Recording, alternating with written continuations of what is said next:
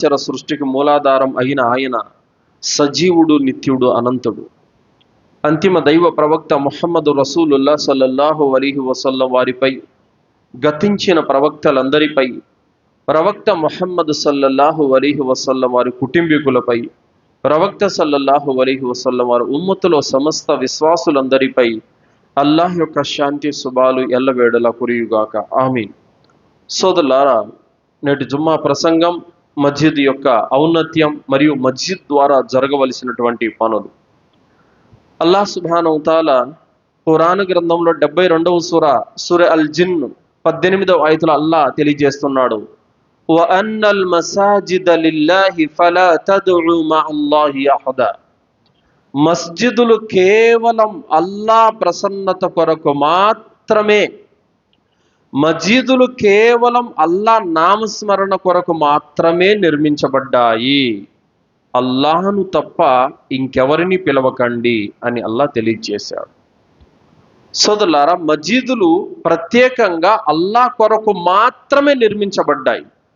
అల్లాహ్ నామస్మరణ చేయటానికి, అల్లాహ్ ఆరాధన చేయటానికి, అల్లాహ్ యొక్క కార్యకలాపాలు నడపటానికి మస్జిదులు నిర్మించబడ్డాయి. ఫలా తద్ఉ మఅల్లాహి అహదా. అందులో మీరు అల్లాహ్ను తప్ప ఇంకెవరిని పిలవకండి. చూడండి సోదరులారా, అంతిమ దైవ గ్రంథమైనటువంటి ఖురాన్లో అల్లాహ్ సుబ్హానహు వ తఆలా సూర జిన్ 18వ ఆయతలో ఇంత స్పష్టంగా చెప్పాడు, మస్జిదులలో అల్లాహ్ను తప్ప ఇంకెవరిని పిలవకండి.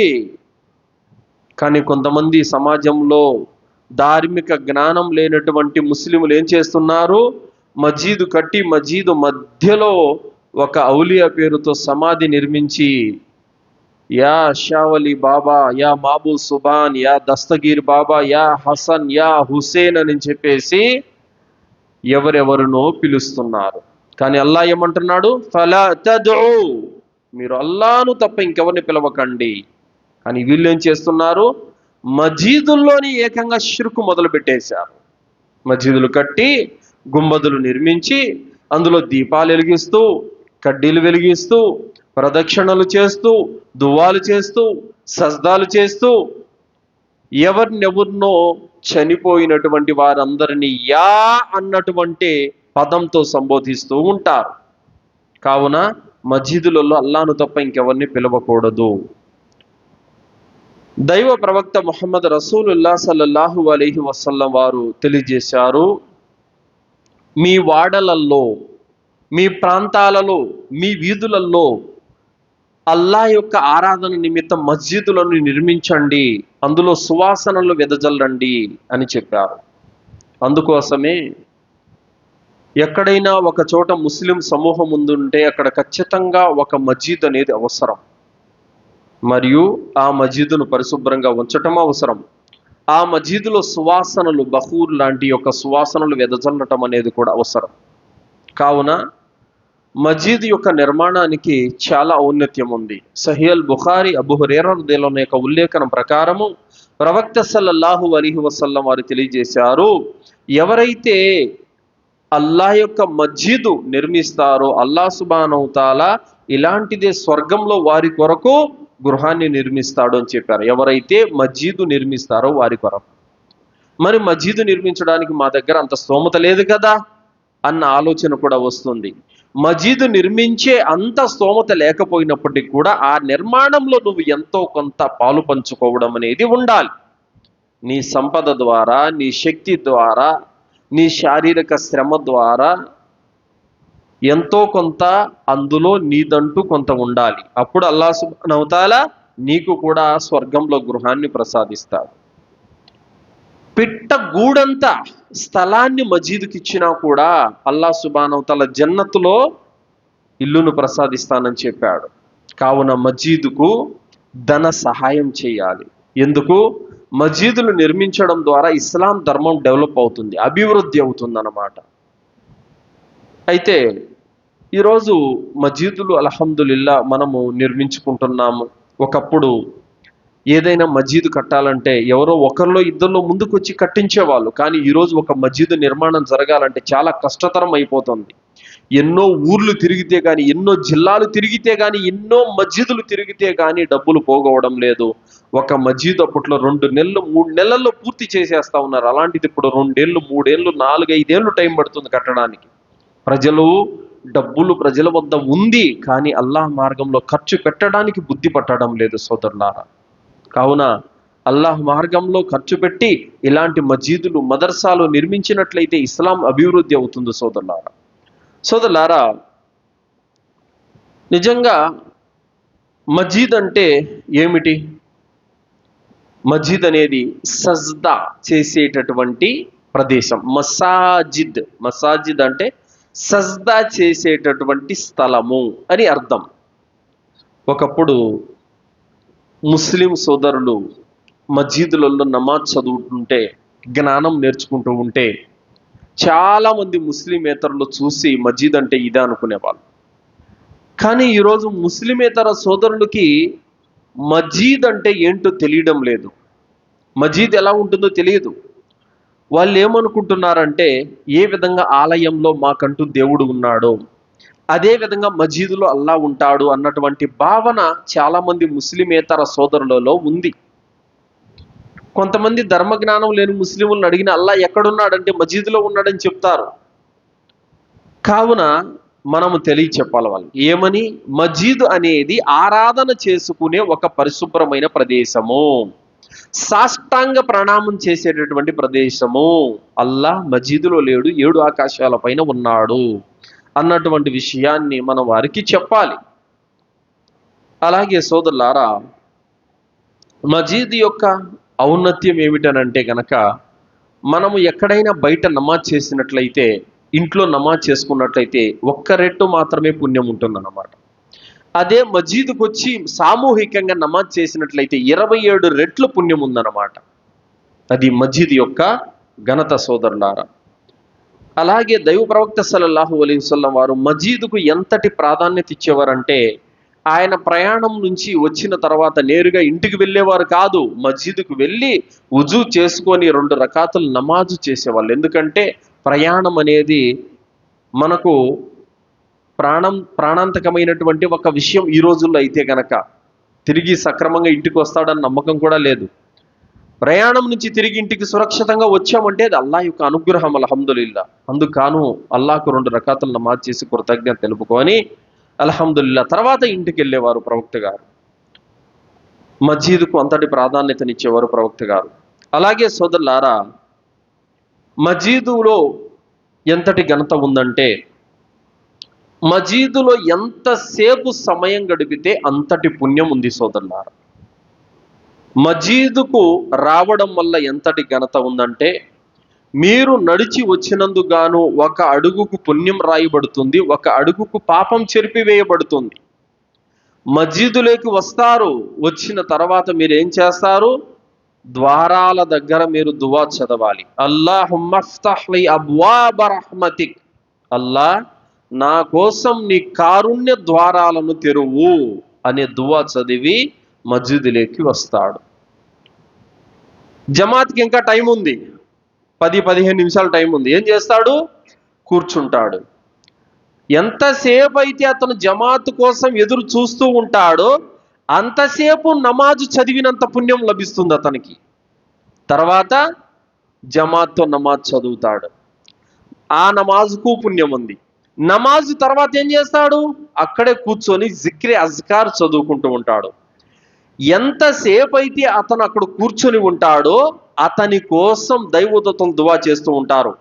అల్లాహుమ్మగ్ఫిర్హు వర్హమ్హు, అల్లా ఇతన్ని క్షమించు, ఇతన్ని కరుణించు అని దైవదూతలు దువా చేస్తూ ఉంటారు. కాదు, చేస్తూనే ఉంటారు అతను లేచిపోయేంత వరకు.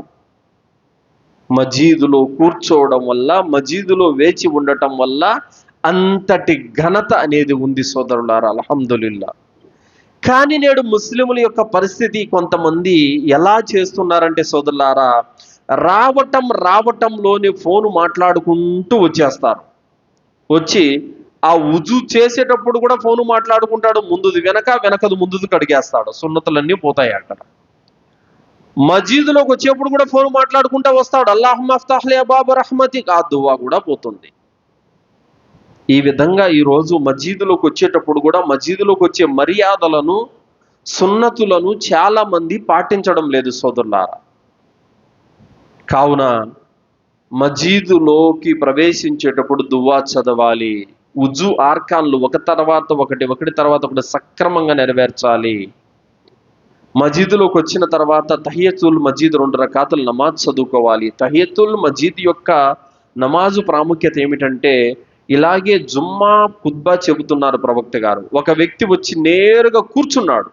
ప్రవక్త గారు జుమ్మా ప్రసంగం చెబుతూనే అతన్ని లేపారు. లేచి 2 రకాతులు నమాజ్ చదువుకోండి, తర్వాత కూర్చోండి అని చెప్పారు. అంతటి ఘనత అనేది తహియతుల్ మసీదుకు ఉంది. అంటే మసీదులోకి రాగానే 2 రకాతులు నమాజ్ చదువుకోవాలి. జుమ్మా ప్రసంగం జరుగుతున్నా కూడా పర్వాలేదు, వచ్చిన వ్యక్తి 2 రకాతులు నమాజ్ చేసుకొని తర్వాత కూర్చోవాలి. నేరుగా కూర్చోకూడదు అలాగే. ఎందుకంటే ప్రవక్త సల్లల్లాహు అలైహి వసల్లం వారి జీవితంలో మనకు ఇది అర్థమవుతుంది కాబట్టి. కావున సోదరులారా, మనం ఏం చేస్తూ ఉంటామంటే, మసీదులో ఎంతసేపు కూర్చుంటే అంతసేపు మనకు దైవదూతలు మన కోసం దువా చేస్తూ ఉంటారు. మనం ఏం చేస్తామంటే మనుషులు వెంట పడతాం. దువా మే అదరకు హజరత్, దువాలో గుర్తుపెట్టుకోండి, నా కోసం దువా చేయండి, నా కోసం దువా చేయండి అంటాం. వారు గుర్తుంటే చేస్తారు, లేదంటే లేదు. ఒకవేళ చేసిన మనుషుల దువా స్వీకరించబడుతుందో లేదన్నటువంటి అనుమానమే. కానీ దైవదూతలు మీకోసం అల్లాహుమ్మగ్ఫిర్హు వర్హంహు, అల్లా ఇతను క్షమించు, కరుణించు అని నీ కోసం దువా చేస్తూ ఉంటారు. దైవదూతల దువాను అల్లా సుబ్హానహు తఆలా కబూల్ చేస్తాడు. అల్హమ్దులిల్లా. అంతటి ఘనత అనేది ఉంది సోదరులారా. కావున మనము మసీదులో ఎక్కువ సమయం గడపడం వల్ల, ఎక్కువసేపు కూర్చోవటం వల్ల, నమాజ్ కోసం ఎదురు చూడటం వల్ల అనేక లాభాలు, పుణ్యాలు ఉన్నాయి సోదరులారా. వాటిని మనము పోగొట్టుకోకూడదు. అలాగే సోదరులారా, మసీదులోకి మొదటిగా రావడం వల్ల ఎంతటి పుణ్యం ఉంది. ఈరోజు జుమ్మా నమాజు మరి మొదటి వక్తులో మసీదులోకి రావడం వల్ల ఎంతటి ఘనత ఉంది. అల్హమ్దులిల్లా. మొదటి వక్తులో వచ్చిన వారికి ఒంటెను కుర్బానీ ఇచ్చినంత పుణ్యం. అంతేనా? ఈ జుమ్మా మొదటి వక్తులో వచ్చి అతను సూర్య కహఫ్ చదువుకొని, ఇంకా దువాలు చేసుకొని, ప్రవక్త మీద దరూద్ పంపుతూ, తర్వాత ఖతీబ్ చెప్పే ప్రసంగాన్ని నిశ్శబ్దంగా విని నమాజ్ చేసుకొని అతను వెళితే గనక వచ్చే జుమ్మా వరకు అతని ఈ మధ్యలో జరిగిన పాపాలన్నీ క్షమించబడతాయి. మరొక హదీసులో ఉంది అదనంగా మళ్ళీ 3 రోజులని. అంతటి ఘనత ఉంది. మరి చాలా మంది బక్రీద్కు కుర్బానీ ఇమ్మంటే స్తోమత లేదు, స్తోమత ఉంటే నేను ఇచ్చేవాడిని అని చెబుతారు. మరి ఒంటెను కుర్బానీ ఇచ్చినంత పుణ్యం ఉంది. ఏంటి? ఖతీబు ప్రసంగానికి చెప్పే ఓ అరగంట ముందు వస్తే, ఓ అరగంట, ఓ 20 నిమిషాలు, 15 నిమిషాల ముందర వస్తే మొదటి వక్తులో వచ్చినట్టు. అలాంటి వానికి ఒంటెను కుర్బానీ ఇచ్చినంత పుణ్యం. నెలలో ఎన్ని? 4 జుమ్మాలు. సంవత్సరానికి 52 జుమ్మాలు. అంటే 52 ఒంటెలు నువ్వు అల్లాహ్ మార్గంలో కుర్బానీ ఇచ్చినంత పుణ్యాన్ని నువ్వు పొందుతున్నావు. అల్హమ్దులిల్లా. సంవత్సరానికి 1 పొట్టేలు కుర్బానీ ఇవ్వడానికి నీ దగ్గర స్తోమత లేదు, కానీ 52 ఒంటెలు కుర్బానీ ఇచ్చినంత పుణ్యాన్ని నువ్వు పొందుతున్నావు. అల్హమ్దులిల్లా. కేవలం జుమ్మా రోజు, వారానికి 1 రోజు నువ్వు మొదటి వక్తులో వచ్చి ఖుత్బా విని నమాజ్ చదువుకున్నందుకు. అంతటి ఘనత ప్రపంచంలో ఇంకెక్కడే లేదు, మసీదులోనే ఉంది. ప్రవక్త ముహమ్మద్ సల్లల్లాహు అలైహి వసల్లం వారు అన్నారు, అల్లాహకు అసహ్యకరమైనటువంటి స్థలాలు బజార్లు, ఇష్టకరమైనటువంటి స్థలాలు మస్జిదులు అని చెప్పారు. మరి అల్లా ఇష్టపడే ప్రదేశంలో మనము ఉండటం లేదు, అసహ్యకరమైన ప్రదేశంలో గంటలు గంటలు ఉంటున్నాం. ఇమాం మాలిక్ రహ్మతుల్లాహి గారు అన్నారు, మునాఫికుల యొక్క గుణం ఎలాంటిదంటే పక్షుల లాంటిది. అంటే వారి నమాజు ఎలాంటిదంటే, పక్షి ఏ విధంగా తుర్రును వచ్చి వాలి టకా టకామని 2 గింజలు తినేసి తుర్రును లేచిపోతుందో, ఆ విధంగా మునాఫికులు అనే వాళ్ళు వస్తారు, సజ్దా కూడా నింపాదిగా చేయరు, టకా టకామని సజ్దాలు చేసి వెంటనే తుర్రుమని వెళ్ళిపోతారు అని చెప్పారు ఇమాం మాలిక్ రహ్మతుల్లాహి గారు. కావున మనం చేసే ఆరాధన నింపాదిగా, నిదానంగా ఉండాలన్నమాట, ప్రశాంతంగా ఉండాలన్నమాట. అప్పుడు అల్లాహ్ సుబ్హానహు తఆలా దాన్ని కబూల్ చేస్తాడు. అలాగే సోదరులారా, నిజంగా మజీదు అనేది మనిషిలోని మార్పును తీసుకొని వస్తుంది సోదరులారా. అందుకోసమే రంజాను మాసంలో ముస్లిములందరూ కూడా మజీదుకు వస్తారు. ఎక్కువగా మజీద్తో సంబంధం కలిగి ఉంటారు. 5 పూట్ల నమాజులకు వస్తారు, ఇఫ్తార్లకు మజీదులకు వస్తారు, సహరీలకు మజీదులకు వస్తారు. అందుకోసమే ఎంత పాపాత్ముడైనా కానీ రంజాన్ మాసంలో పవిత్రంగా ఉంటాడు. చక్కగా టోపీ పెట్టుకుంటాడు, జుబ్బా వేసుకుంటాడు, మస్జిద్లో కూర్చొని దువా చదువుకుంటూ ఉంటాడు, ఖురాన్ చదువుకుంటూ ఉంటాడు. ఎంత పాపాత్ముడైనా కానీ రంజాన్ మాసంలో పవిత్రంగా ఉంటాడు. కారణం ఏంటి? కారణం ఏంటంటే, అయ్యో రంజాన్ మాసం వచ్చింది, పవిత్రమైన మాసం వచ్చింది, నా పాపాలు కడుక్కోవాలి, పుణ్యాలు సంపాదించుకోవాలని మజీదుకు వస్తాడు. మజీదుతో అతని అనుబంధం ఏర్పడుతుంది. అందుకుగాను అతను ఏంటి, ఆరాధన వైపునకు మరలుతున్నాడు, తన పాపాల కోసం ఏడ్చుకుంటున్నాడు, పుణ్యాలు సంపాదించడానికి పాకులాడుతున్నాడు. ఇది మజీదు యొక్క ఔన్నత్యం. మజీదుకు దగ్గరైతే ప్రతి వ్యక్తి కూడా పాపాన్ని విడిచిపెడతాడు, పుణ్య మార్గాన్ని పడతాడు. కావున మజీదుకు దగ్గరవ్వాలి. అలాగే సోదరులారా, ఈరోజు చాలామంది మస్జిదులకు స్త్రీలను దూరం పెట్టేశారు. చాలా మంది ముస్లింలు స్త్రీలు మస్జిద్కు రాకూడదు అన్నటువంటి ఆంక్షలు పెడుతున్నారు. స్త్రీలు మస్జిద్కు వస్తే ఫిత్నాలు ఏర్పడిపోతాయంట, ఉపద్రవాలు చెలరేగుతాయంట. మరి వారు పెళ్ళిళ్ళకి వెళ్ళిపోయి అక్కడ గైర్ పరదాతో వాళ్ళు తిరుగుతున్నా కూడా వీళ్ళకి ఎలాంటి ఫిత్నా ఏర్పడదు. బజార్లకు, షాపింగులకి, ఇంకా ఎక్కడెక్కడో తిరిగినప్పుడు ఫిత్నాలు ఏర్పడవు. మజీదుకు జ్ఞానం పొందే ఉద్దేశంతో స్త్రీలు వస్తే ఫిత్న ఏర్పడుతుందంట. వీళ్ళ అజ్ఞానము ఎంతవరకు ఉందో చూడండి. అందుకోసం ఈరోజు స్త్రీలు జ్ఞానం విషయంలో వెనకబడి ఉన్నారు.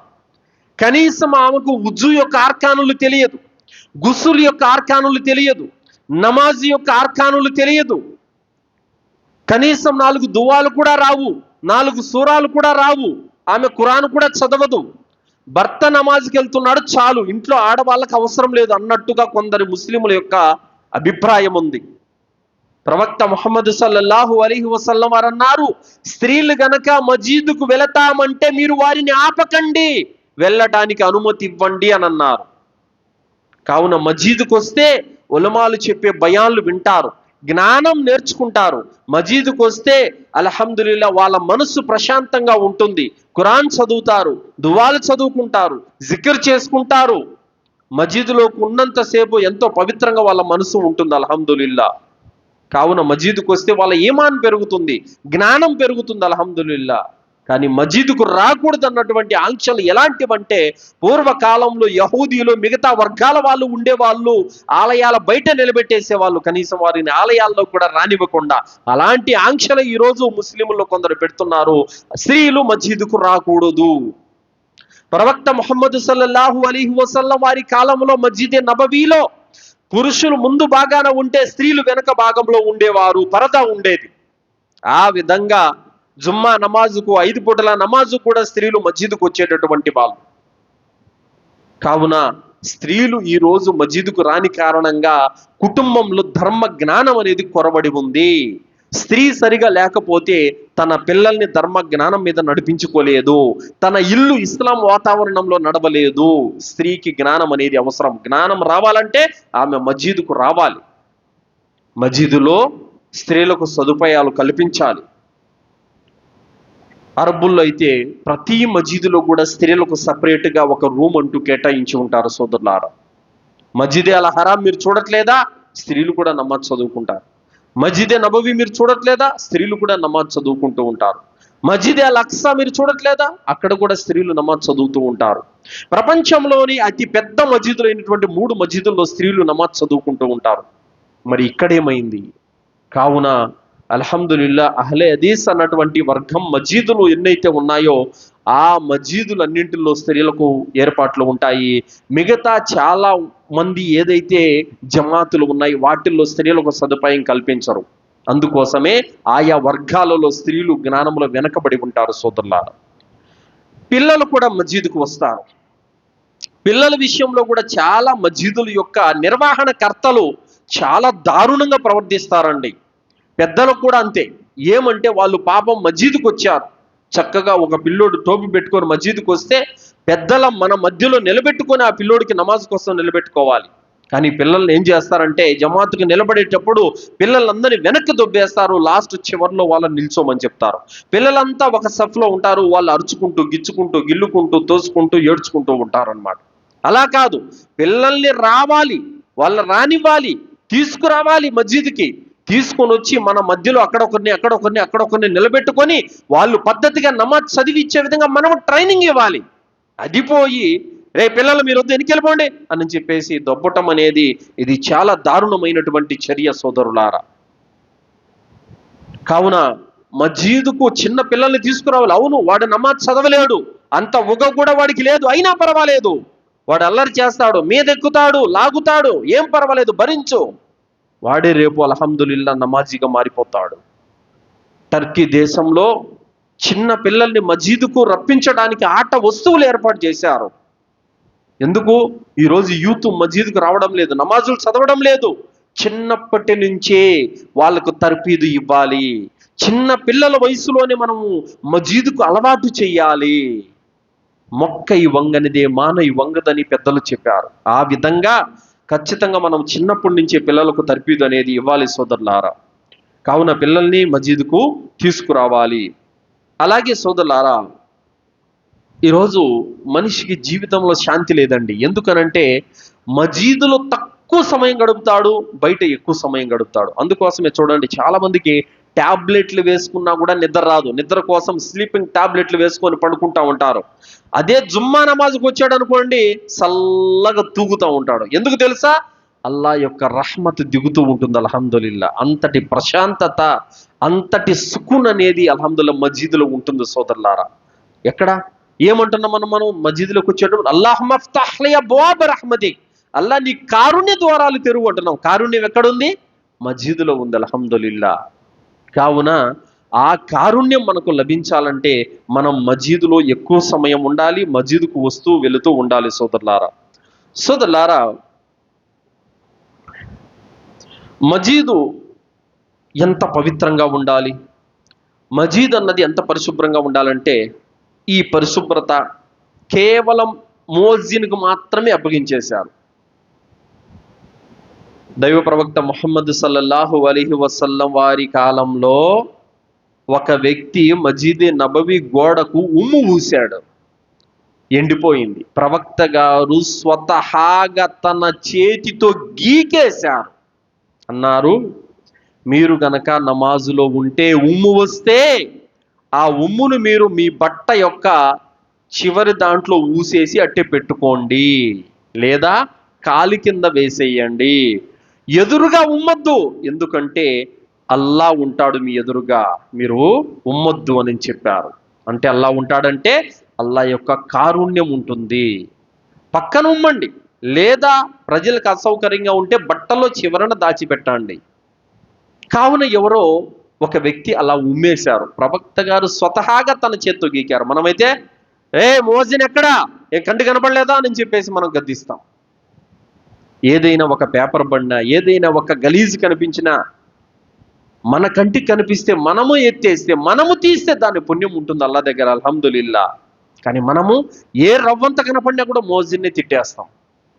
మోజిన్ అంటే పనివాడు కాదు సోదరులారా, గుర్తుపెట్టుకోండి. మోజిన్ యొక్క ఘనత చాలా ఉంది, అల్హమ్దులిల్లా.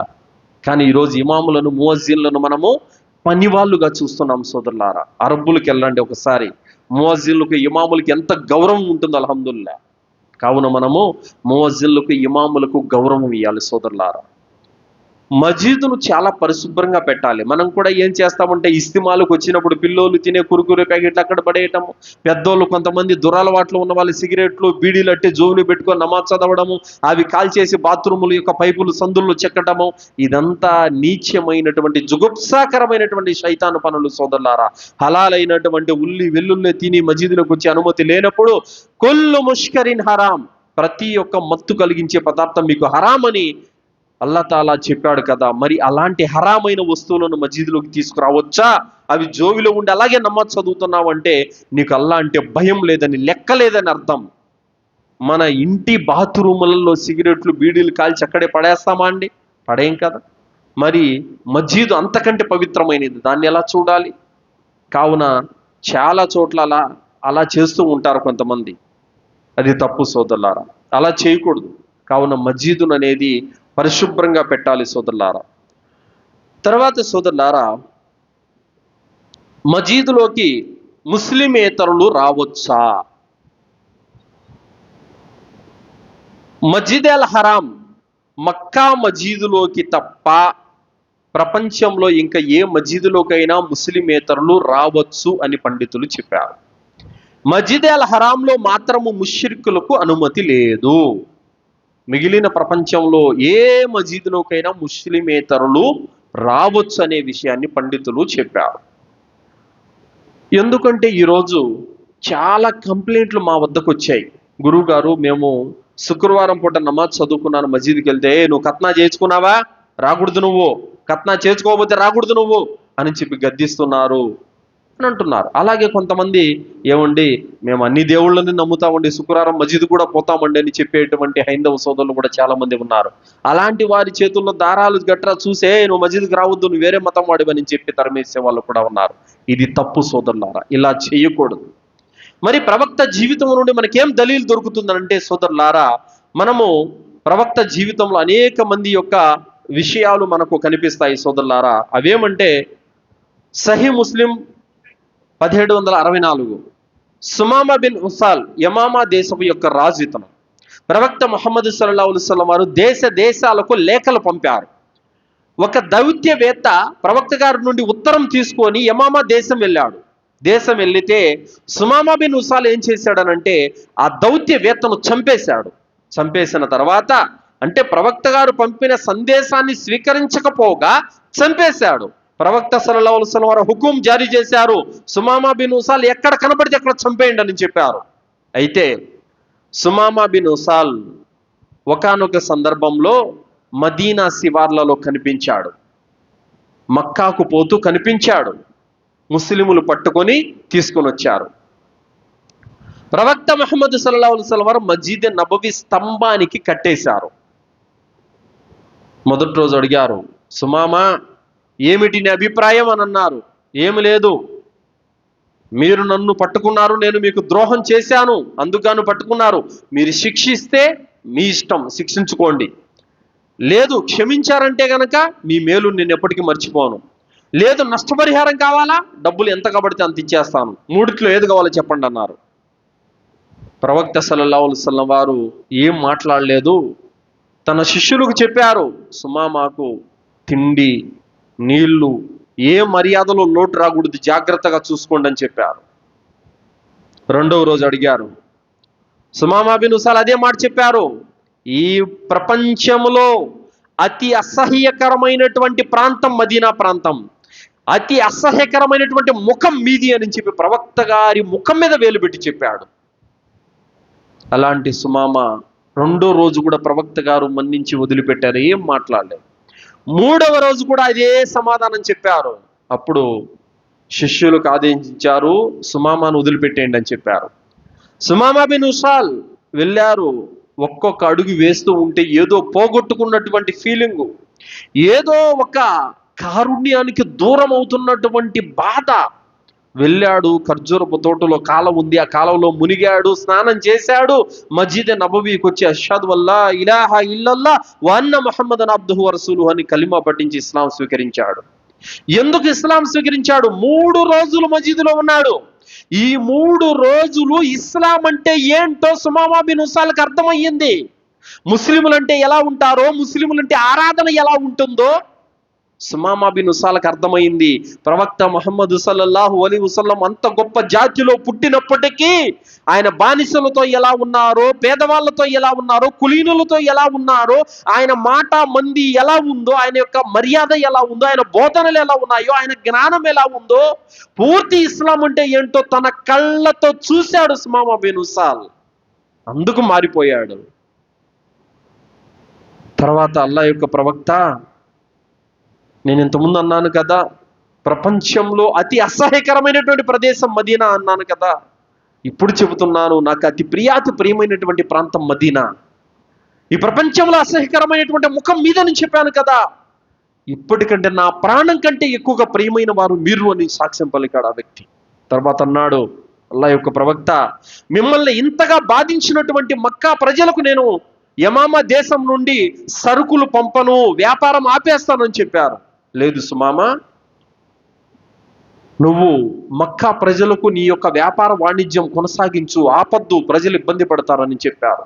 ప్రవక్తను అంతగా ఇబ్బంది పెట్టి అంతగా ఘోరంగా హింసించినటువంటి మక్కా ముష్రికుల పట్ల కూడా ప్రవక్త సల్లల్లాహు అలైహి వసల్లం వారు ఎంతటి కరుణను చూపారో చూడండి. అల్హమ్దులిల్లా. దీని ద్వారా మనకు అర్థమవుతుంది ఏమిటి, సుమామా బిన్ ఉసాలు కరుడు కట్టిన కాఫీర్. అప్పుడు అంత కరుడు కట్టినటువంటి కాఫీర్, ముస్లిములను చంపిన కాఫీరు. అలాంటి కాఫీర్ని మస్జిదే నబవీలోకి తీసుకొని వచ్చి 3 రోజులు పెడితే అతనికి ఇస్లాం అంటే ఏంటో అర్థమై ఇస్లాం స్వీకరించాడు. అల్హమ్దులిల్లా. అందుకే ముస్లిమేతరులను మస్జిద్కు ఆహ్వానించాలి. వాళ్ళు మనం చేసే నమాజ్ చూడాలి, వాళ్ళు మనం బోధించే బోధనలు వినాలి, ఏం ఖురాన్లో ఏం వాక్యాలు ఉన్నాయో వాళ్ళు వినాలి, హదీసుల్లో ఏం మాటలు ఉన్నాయో వాళ్ళు వినాలి. అప్పుడే వాళ్ళకి ఇస్లాం అంటే ఏంటో అర్థమవుతుంది సోదరులారా.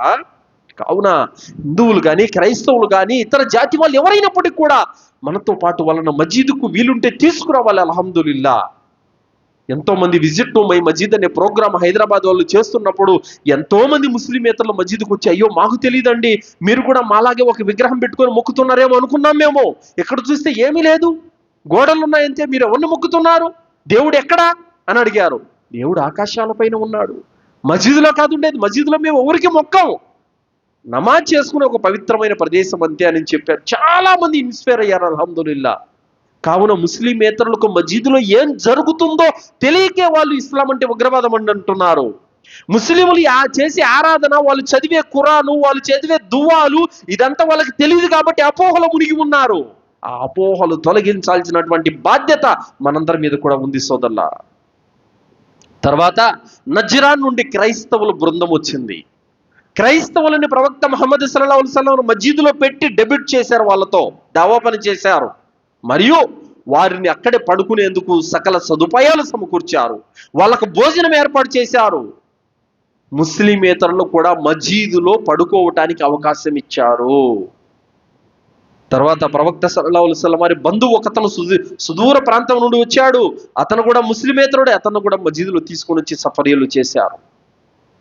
నువ్వు ఆ మతం వాడికి రాకూడదు, మస్జిద్లోకి నువ్వు ఈ మతం వాడికి రాకూడదు, ఇది తప్పు సోదరులారా. అయితే ఒకటి, వాళ్ళను చక్కగా వుజూ చేపించాలి, పరిశుభ్రంగా ఉండాలి, ఇది పవిత్రమైన ప్రదేశం అని వాళ్లకు మంచిగా నచ్చ చెప్పే విధంగా వాళ్ళకి అల్హమ్దులిల్లా చక్కగా నచ్చ చెప్పి తీసుకురావాలి. సో కావున ముస్లిమేతరులు కూడా మస్జిద్లోకి రావచ్చు, రాకూడదన్నటువంటి ఆంక్షలు ఏమీ లేవు సోదరులారా. ఇక తర్వాత మస్జిద్ ద్వారా జరగవలసినటువంటి పనులు ఏమిటి సోదరులారా? ఉమర్ రదియల్లాహు అన్హు వారు అన్నారు, మస్జిదులను అందంగా నిర్మించడము దాని హక్కు నెరవేర్చినట్టు కాదు. మస్జిదులను అందంగా నిర్మించడం దాని హక్కు నెరవేర్చినట్టు కాదు. మస్జిదులు నమాజీలతో కలకలలాడిపోవాలి, ఖురాన్ హదీసుల ధర్మ జ్ఞానం అక్కడ నేర్పబడాలి. ఇది మస్జిద్ యొక్క హక్కు నెరవేరినట్టు అని చెప్పారు. అందుకోసమే సలఫ్ పండితులలో ఒక పండితులు అంటున్నారు, ఆనాడు మస్జిదులు మట్టి ఇటుకలతో, ఖర్జూరపు ఆకులతో ఉండేది, కానీ జనాభాతో కలకలలాడిపోయేది. ఈరోజు పెద్ద పెద్ద మస్జిదులు ఎంతో హంగు ఆర్భాటాలతో ఎంతో అందంగా నిర్మించబడుతున్నాయి, కానీ మస్జిదులో మనుషులు లేక వెలవెలబోతున్నాయి అని చెప్పారు. వాస్తవం. ఈరోజు మస్జిదులు పెద్ద అయిపోయాయి, మనుషులు లేరు. ఆనాడు మస్జిదులు స్థలాలు పట్టేవి కాదు, మనుషులు ఎక్కువ ఉండేవాళ్ళు. కావున ముస్లిములు లేరా అంటే ఆనాటి కంటే ఈనాడు 100 రెట్లు ఎక్కువ ఉన్నారు. మరి ఎక్కడున్నారు అని అంటే కనుక మస్జిద్కు రావడం లేదు. 100లో 5% 6% ప్రజలు మాత్రమే మస్జిద్కు వస్తున్నారు. 95% ప్రజలు మస్జిద్కు దూరంగా ఉన్నారు ప్రజలు. కావున సోదరులారా, మస్జిద్ ద్వారా జరగవలసినటువంటి పనులు ఏమిటంటే మస్జిద్ నమాజీలతో కలకలలాడాలి. ఎవరైతే నమాజుకు రావడం లేదో, ఎవరైతే షిర్కులో ఉన్నారో, ఎవరైతే బిదాతులో ఉన్నారో వారికి పని చేసి వారి మీద తౌహీద్ దావా పని చేసి వారిని మజీదుకు తీసుకురావాల్సినటువంటి బాధ్యత మనందరి మీద కూడా ఉంది సోదరులారా.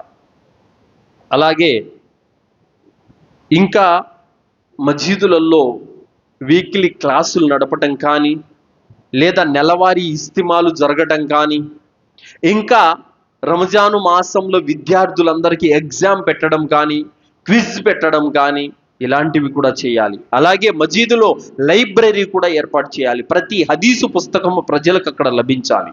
ఖురాన్, అలాగే హదీసు పుస్తకాలు, ఇంకా సలఫ్ పండితులు రాసినటువంటి పెద్ద పెద్ద పుస్తకాలు, ప్రముఖమైనటువంటి పుస్తకాలు, అనేక భాషల్లో దొరికే పుస్తకాలు, ఇవన్నీ కూడా తీసుకొని వచ్చి ఒక లైబ్రరీ ఏర్పాటు చేయాలి.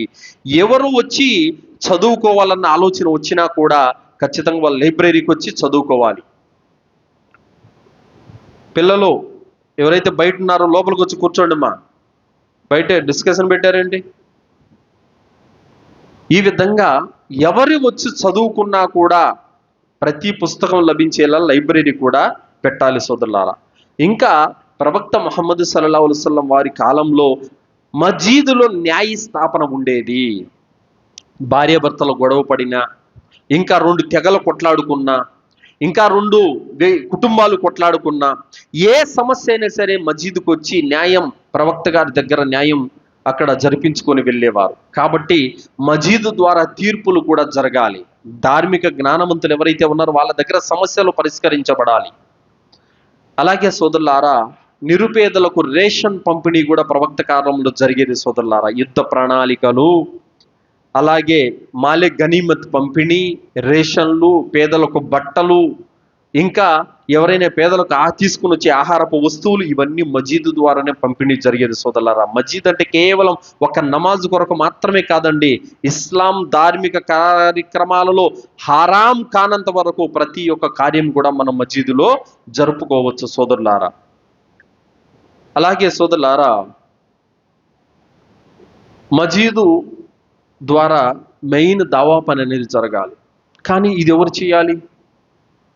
కమిటీ యొక్క బాధ్యతాదారులు ఎవరైతే ఉన్నారో వారు దీన్ని ప్రధానంగా భుజాల మీద వేసుకొని, ఎవరైతే దావా పనిలో యాక్టివ్గా ఉన్నారో వాళ్ళను చేత పట్టుకొని మజీదు నుండి దావా పని ప్రారంభించాలి సోదరులారా.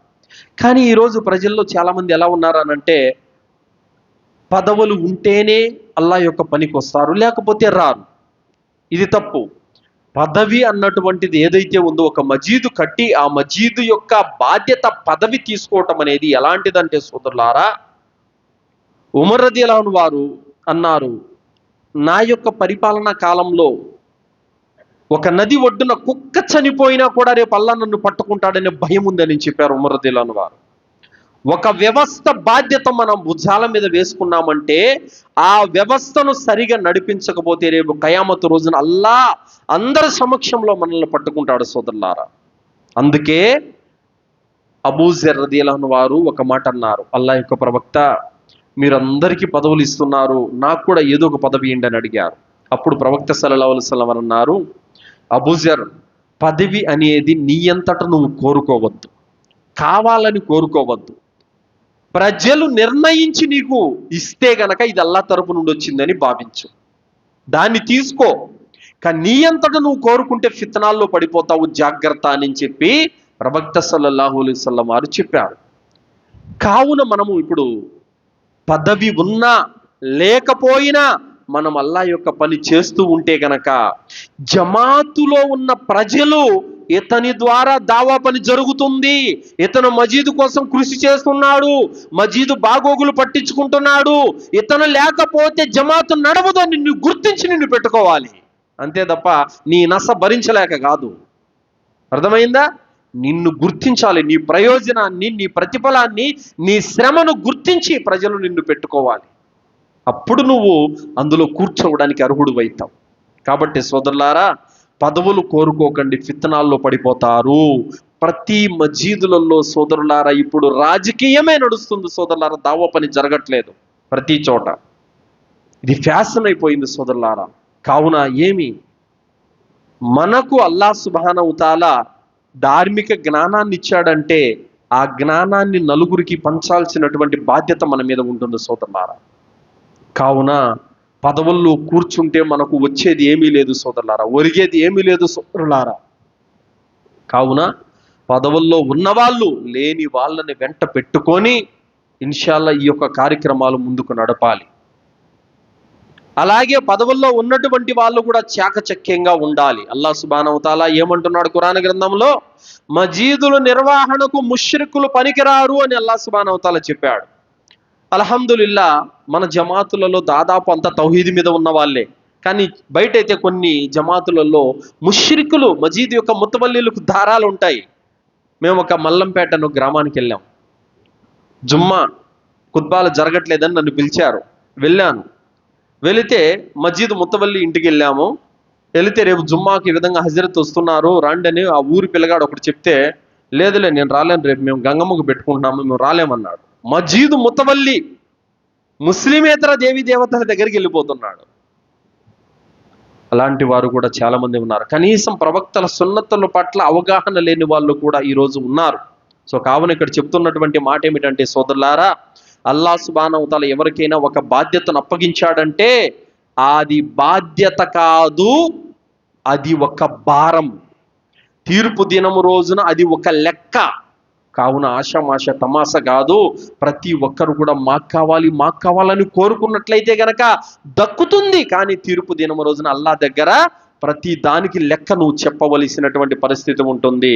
అది మనం ఆలోచించుకోవాలి సోదరులారా.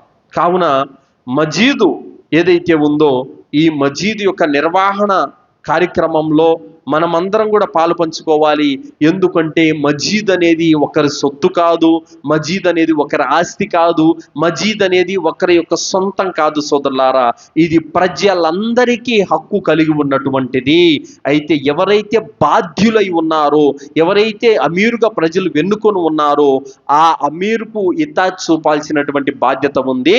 అల్లాహ్ ఖురాన్లో అన్నాడు, మీరు అల్లాహకు విధేయత చూపండి, ప్రవక్తకు విధేయత చూపండి, మీలో అధికారం అప్పగించబడిన వాళ్ళకు కూడా విధేయత చూపండి అని ప్రవక్త సల్లల్లాహు అలైహి వసల్లం వారు చెప్పారు. కాబట్టి అధికారం అప్పగించబడినటువంటి వారికి విధేయత చూపడం మన యొక్క బాధ్యత సోదరులారా. కావున మనమందరం కూడా కలిసి అల్లాహ్ మార్గంలో కష్టపడితే మన యొక్క మజీదు ఉన్నటువంటి ఆ ప్రాంతాలలో షిర్కులో ఉన్నటువంటి ముస్లిములకు తౌహీద్ను బోధిస్తూ, నమాజ్ చేయనటువంటి వారికి నమాజ్ వైపునకు తీసుకొస్తూ, బిదాతులో ఉన్నటువంటి వారికి సున్నత్ వైపునకు నడిపిస్తూ మనము మజీదు యొక్క వ్యవస్థను కాపాడినట్లయితే ఆ చుట్టుపక్కల ఉన్న ప్రాంతం కూడా అల్హమ్దులిల్లా తౌహీద్ మీదకు వస్తుంది. కావున సోదరులారా, ఈ మజీదు ఏదైతే ఉందో కొత్తగా నిర్మాణం అవుతుందో ఈ మజీదులో అనేక అల్లాహ్ యొక్క కార్యక్రమాలు నడిచే విధంగా మనం అందరం కూడా పాటుపడాలి. అల్లాహ్ సుబ్హానహు వ తఆలా సమస్త కీడుల నుండి ఈ మజీద్ యొక్క నిర్వహణ యొక్క వ్యక్తులను కాపాడుగాక. ఆమీన్. అల్లాహ్తో దువా చేస్తూ ముగిస్తున్నాను. అల్లాహ్ సుబ్హానహు వ తఆలా విన్నటువంటి విషయాలపైన సదాచరణ చేసి సద్బుద్ధిని ప్రసాదించుగాక. అల్లాహ్ సుబ్హానహు వ తఆలా మనందరికీ కూడా ఖురాన్ హదీసు వెలుగులో జీవితం గడిపే భాగ్యాన్ని ప్రసాదించుగాక. అల్లాహ్ సుబ్హానహు వ తఆలా మనల్ని కూడా నరకాగ్ని నుండి, కబర్ శిక్ష నుండి కాపాడుగాక. అల్లాహ్ తాలా జన్నతులో మనందరికీ ఉన్నతమైన దర్జాలను ప్రసాదించుగాక. ఆమీన్. వాఖిరు దావానా అల్హమ్దులిల్లాహి రబ్బిల్ ఆలమీన్. బారకల్లాహు లనా వలకుం ఫిల్ ఖురానిల్ అదీమ్ వస్తగ్ఫిరుల్లాహి వలిసాయిరిల్ ముస్లిమీన్ ఇన్నహు తాలా జవాదుల్ కరీం.